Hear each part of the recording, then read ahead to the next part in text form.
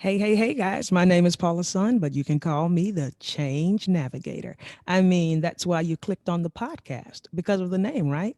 All right, cool. I want to begin by saying welcome to my new listeners and welcome back to the Faithful Navigators. We are here in season 2 and we are doing things differently this season. As you all know, I chose to interview ordinary people who are doing extraordinary things, and we are getting ready to approach 2021. But before we get there, we have one special guest, one last special guest in the year of 2020, and we have Mrs. Ingrid Payne-Stevens. Hello, Ingrid.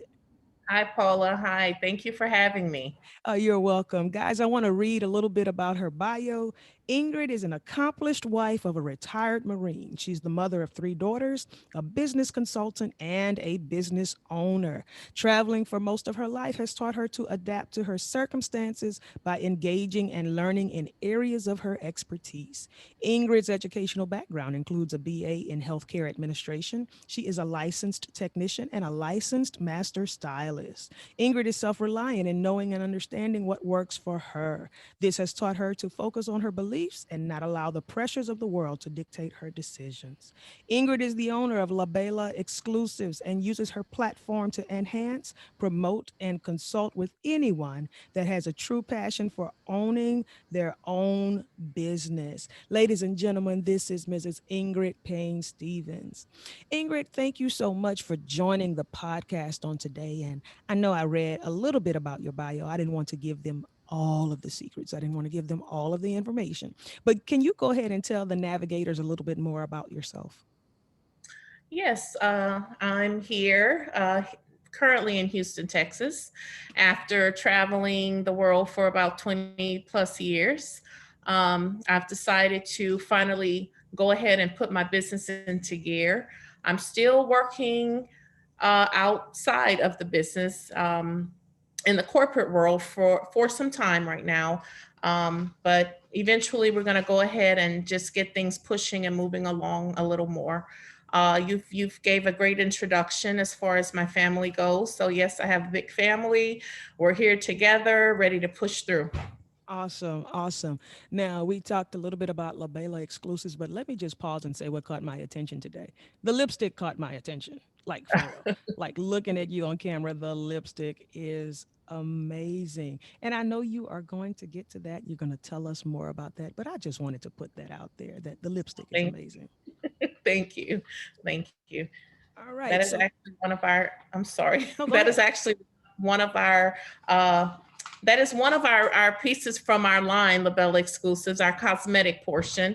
So look out for that red bottom. So we'll Nice. definitely make sure to get that to you. Okay, great. I can't wait. I love a good red lip. I love a good matte red lip. And it is what, fall, winter. So yeah, I love a nice red lip, like for real. So I want you to tell us a little bit about your professional career. What do you do now? Well, for now, I am back in banking. I went to college for healthcare administration, and during that time, with the traveling, moving from place to place, it was a little hard to get into the scenery of healthcare. So I kind of used my resources and knowledge and focused on banking. So I worked in banking, I worked with the government in finance, and once I came back from overseas, I went back into banking. So I'm now in banking for now, and while doing that, still working on the business, trying to get everything put together and established so we can just push forward. Well, I'm sure working in banking and finance has taught you a lot of the business side. Um, to being a successful business owner, it's taught you some things that you may not have come across just happenstance with a degree in healthcare administration. So, I believe that certain paths we take, we may not realize it, but it puts us on and exposes us to certain things that will be beneficial to us later in our future. So, as the wife of a retired Marine, I'm sure you all deployed. I'm sure you travel. You say you traveled the world. What was your favorite place to live? Well, my favorite place was Okinawa, Japan. We were blessed to be able to live overseas for 10 years. Yeah, 10 years. Um, it was amazing. Of course, we had our challenges. We had different things we had to learn, different things we had to go through. But overall, it was an amazing experience. Wow, I'm always fascinated by people who can live in a different culture, in a different environment away from family. How you can adjust and adapt to other cultures. So, can you tell me a little bit? What did it feel like adjusting and adapting in Japan? What made it easy, and what was difficult? Well, I'm going to be honest. When we first arrived to Okinawa, Japan, I was 22 years old and I had a 2 year old, and my husband deployed most of the time. So much of that time I was alone. I was alone. I was afraid. Um, but being the person I am, I had to get things together. I had to draw all my resources together and try to make things happen so that we could adjust. Um, we met some wonderful people, military spouses, their families, and they became our families. And once again, that helped us to be able to engage and grow and have comfort. Gotcha. So tell me a little bit about um, the language barrier. Did language play a huge part in not being able to adjust as well, or is it just something that I have in my mind that language is going to be a barrier, but you learn how to adapt in other ways? Well, in Okinawa, Japan, they are taught our language. It may not be, as fluent as we would probably want it to be, but they have an understanding. But much of the culture, although they practice their own culture, much of it is westernized. So a lot of what you see here, you may see there, just in different type of, scenarios. As far as the language goes, there was always someone there that can interpret things for you and, help you get by. Okay, great. So that was definitely a time to navigate Yeah. through changes for sure. And I like stories about travel. My guest last week told us her whole year worth of travel she did across the world. So I'm so fascinated by the travel and just being able to adapt and adjust. So, um, what was your biggest challenge to moving back to the US? We had a conversation in the past and you said some very interesting things. And I thought, I guess just moving back to the States would be easier considering you're coming, from another country. But what were some of the challenges of moving back to the States and getting reacclimated to Western culture? Well, to be honest with that particular question, a lot of people would automatically feel that once you're leaving America and going to another country, you're going to automatically, just become depressed, or you're going to automatically just fall out of what you know. But for me, it was the opposite. I went to Okinawa, Japan, and like I said, the first year, yes, I was afraid, I was scared, but met wonderful people who got me through those fears. But moving back after so many years, it was an adjustment, and I say it was a huge adjustment, because of what I had adapted to overseas, the Hmm. calmness.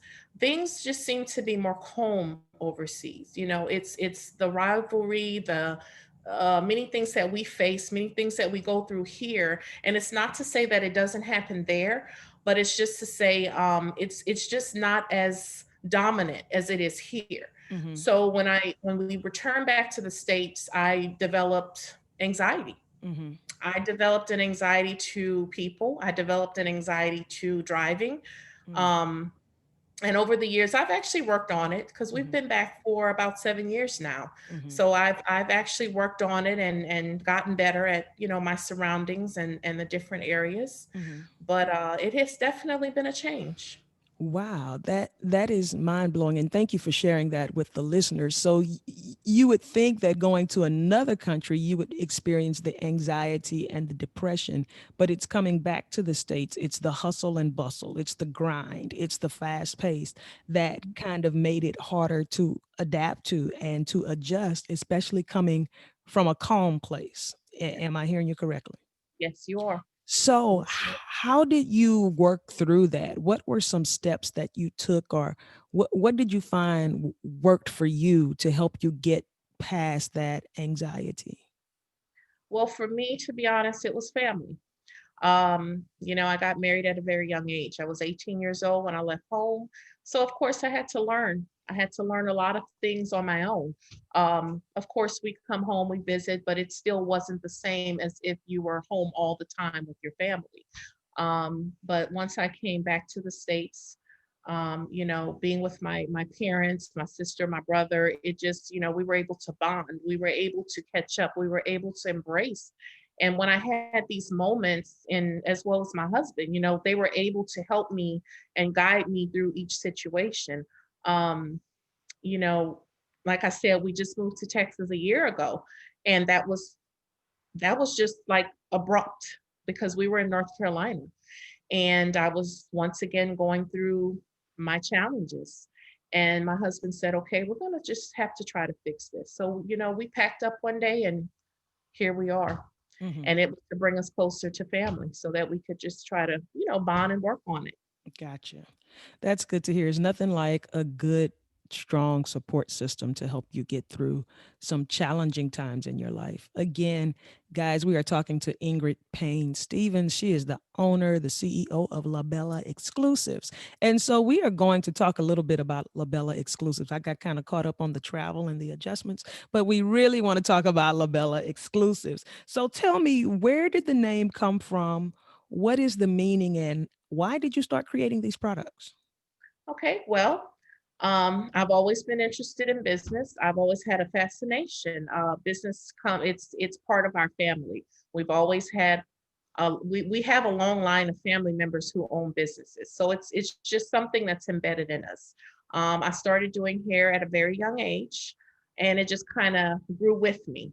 So the name that I created when I was younger was called LaBella.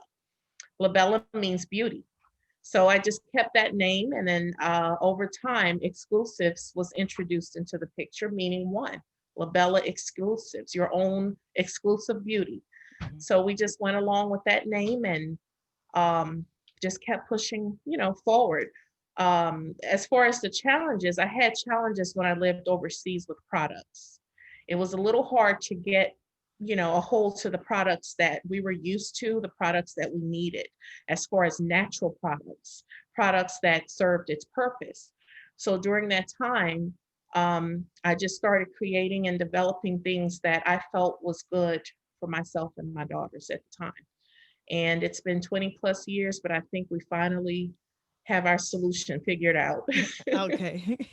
Okay. Now, what um what's all in your product line? What does Labella Exclusives include? Okay, well, we started off with our cosmetic line. So right now we do have our lipsticks and our lip tints. Um, and we have a soap line. We also have a soap line, but it's an all natural healing line. So we're focusing on health. We're focusing on healing products like our shea butters, our avocado butters, our oils, our olive oils, our different things that are all beneficial to health. Mhm. And we also have a men's line that isn't here just yet, but it will be here. And it's going to serve the same purpose, all natural um, things for the guys. I Sorry, love it. I I love had a it. moment. It's okay. Some people have a dream and then they go after it. Other people are placed in situations and happen to be the answer to the dilemma. How would you describe what started you to creating these products? Um, just basically, as I've kind of previously, I think I've answered that question. I think I answered that a minute ago by saying how hard it was to get the products shipped to us or just to have it readily available to us. And our daughters, I had young daughters as well as myself. And I also did hair overseas. I also had a small business overseas. And yes, it was within the home, along with working. So I needed these products to be available, readily available to me. Hmm. So that's when I decided to take my resources and what I had and put things together and get it going. So you are actually the answer to your own dilemma. Yes. I love it. I love it. So, um, some of our professional skills are transferable to doing what we love to do, right? Have you been able to transfer any of your professional skills um, in marketing and business, finance to your business of health and beauty, to your line, LaBella Exclusives? Yes, actually, just basically like my customer service, the time management, finance, all those things play into running a business. So everything that I've actually learned from, you know, the outside world, the corporate world, I was able to take and navigate through my business and use it to structure myself. Time, as far as timing, scheduling, just helping others establish what they needed for their businesses because we also promote that as well. Gotcha. You, you also promote that as well. So helping other businesses, is that what you're saying? Or Yes, other people? yes. We're just kind of starting, but we're working on helping others, establish the resources they need to start their own small businesses as well. Yes. I love it. One stop shop. Um, so we are getting ready to enter into 2021, right? So 2020 has been a year of a lot of stuff. So we're going into 2021. Is there something you are working on now that we should be looking out for in 2021? Actually, there is. So when we talk about different things and just the creation and how people are brought together through networking, I'm a firm believer in networking. I'm a firm believer that networking will help you get to many avenues, many different places in life. And through networking, I was able to meet TV personnel by the name of Hollywood L. He is on the OWN channel, and his show is he's on Put a Ring on It on Friday nights. To work with him and create a beard oil. So we're working on finishing up his beard oil, and that will be launching very soon. Awesome. Congratulations to you. Congratulations. I love it. I love it. So, guys, again, we are talking to Ingrid Payne-Stevens, the owner of LaBella Exclusives. Ingrid, as we get ready to wrap up this podcast, is there anything you would like to leave with our navigators, something encouraging to them that they can use and apply to their lives? Definitely. I just want everyone to believe the key to success and happiness and believing in yourself.